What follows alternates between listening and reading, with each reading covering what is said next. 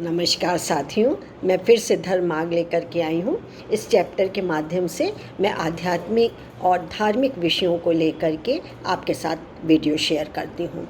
तो दोस्तों, धर्म मार्ग जैसा कि कई वीडियोस में ये जाहिर हो चुका है और मेरा संदेश भी आप तक सही पहुँच रहा होगा कि धर्म मार्ग पे चलने वाले कितने सुखी संतुष्ट होते हैं। और धर्म मार्ग को अपनाने से हम हर एक चीज़ में विजय ही पालते हैं, सफलता ही मिलती है।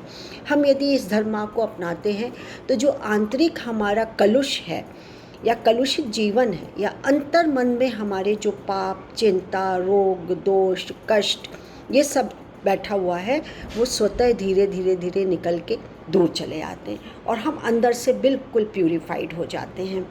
एक सकारात्मक ऊर्जा हमारे चारों तरफ आती है और हम वही सकारात्मक काम हम करते, जिसका अंत और परिणति भी सकारात्मक होती है।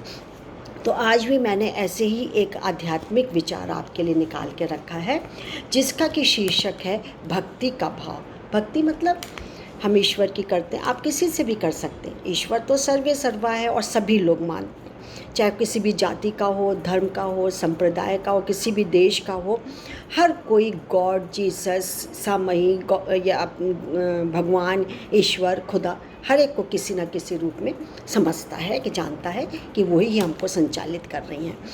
तो भक्ति भाव का मतलब ये होता है कि हम अपनी लगन से हम जुड़ जाएं भगवान से, या जिस चीज़ को भी हमको लगन है या हमको अच्छा लग रहा है, आसक्ति है, हम उससे जुड़ जाएं।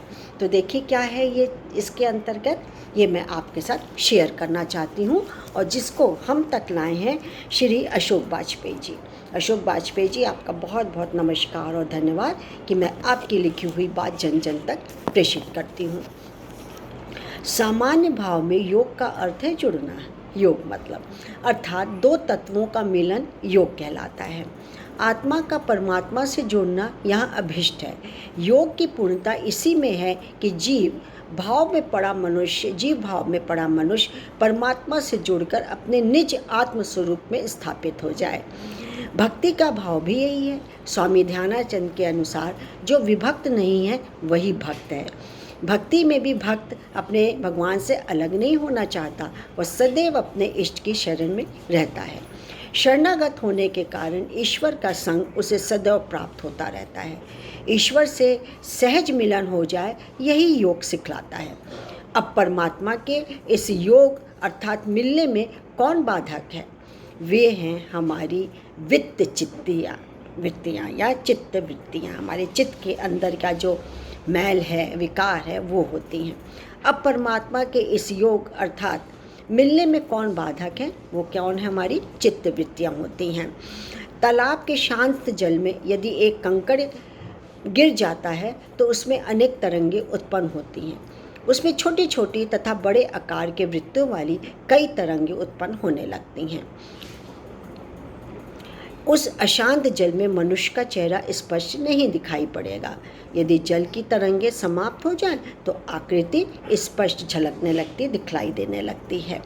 ठीक इसी प्रकार हमारे चित्त की वृत्तियाँ हैं, जहाँ इंद्रियों के विषयों के आघात से उसके अनेक तरंगें उत्पन्न हो जाती हैं और उत्पन्न तरंगों के कारण मानव अपने निज स्वरूप को नहीं देख पाता है।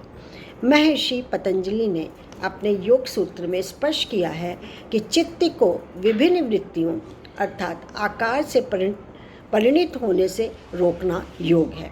मनुष्य के शरीर में सभी ओर बिखरी चित्त वृत्तियों को सब ओर से खींचकर एक ओर ले जाना अर्थात केंद्र की ओर ले जाना ही योग कहलाता है। आत्मा को नित्य प्राप्त वस्तु है, उसे प्राप्त नहीं करना पड़ता। हमें तो आत्मा के ऊपर छाए चित्त के विक्षेप को समाप्त कर उसे शुद्ध करना होगा। महर्षि पतंजलि ने योग की व्यापक विवेचना की है। इसके कई सोपान हैं। 8 तो मुझे पता है, बाकी देखिए। यम, नियम, आसन, प्राणायाम, प्रत्याहार, धारण, ध्यान और समाधि। अष्टांग मतलब 8। अष्टांग योग की इस पद्धति के माध्यम से साधना करने की इच्छा रखने वाला व्यक्ति सद्गुरु के सानिध्य में इन सोपानों पर यम नियम को साधते हुए ध्यान और समाधि की उच्चतम अवस्था पर पहुंचकर चिन्मय आत्मा का साक्षात्कार प्राप्त कर सकता है। ये है आज का विचार भक्ति का भाव, जो कि बहुत ही अच्छे ढंग से हमको समझाया है कि किस तरीके से योग है और किस तरीके से योग नहीं हो सकता। यानी अंदर जब तक आपकी मैल भरा होगा, विकार होगा, तब तक हमारा योग यानी परमात्मा से योग या भक्ति यदि हम करना चाहें तो वो बाधक हैं। इसको हमको तो देने में, इसको हमको फेंक देने में ही हमारी भलाई है। तो आज इसी आध्यात्मिक विचार के साथ मैं आपसे आज्ञा लूँगी। नमस्कार, थैंक यू।